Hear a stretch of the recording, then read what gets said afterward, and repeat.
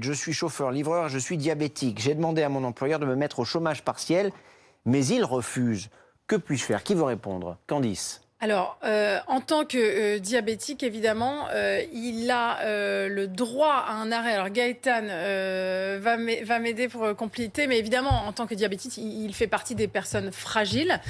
Donc, il peut aller voir son employeur et lui demander de l'arrêter. Alors, non, il ira plutôt voir son médecin. Ah oui, et c'est son médecin qui va l'arrêter à titre préventif, car effectivement, il fait partie des personnes à risque. Oui. Et on ne va pas attendre qu'il tombe malade. On ne va pas l'obliger à travailler, on ne va pas non plus le mettre en chômage partiel.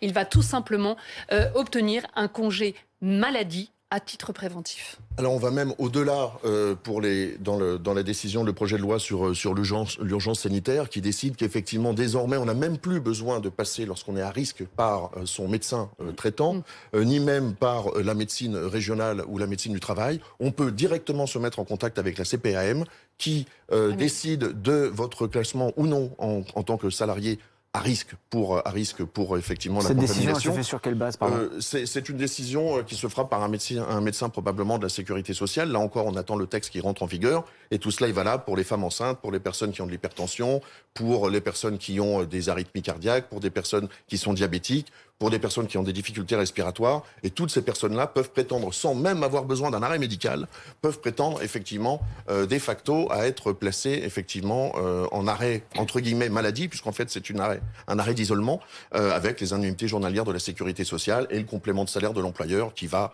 pour le premier mois de 90% du salaire à, pour les mois ensuite et selon les conventions collectives, à 66% du salaire. Avec les restrictions liées au confinement, comment ça se passe cette visite médicale? Est-ce que on est autorisé à aller voir le médecin dans un lieu particulier? Ça fait partie des visites obligatoires et ça fait partie des déplacements obligatoires. Sachant que pour précision, c'est quand même un peu la panique en ce moment, effectivement, aussi dans les médecines du travail, parce que les médecines du travail, effectivement, essayent de différer toutes les visites annuelles, les visites obligatoires qu'ils avaient auprès des salariés pour désormais essayer de voir un peu la sécurité dans les sociétés.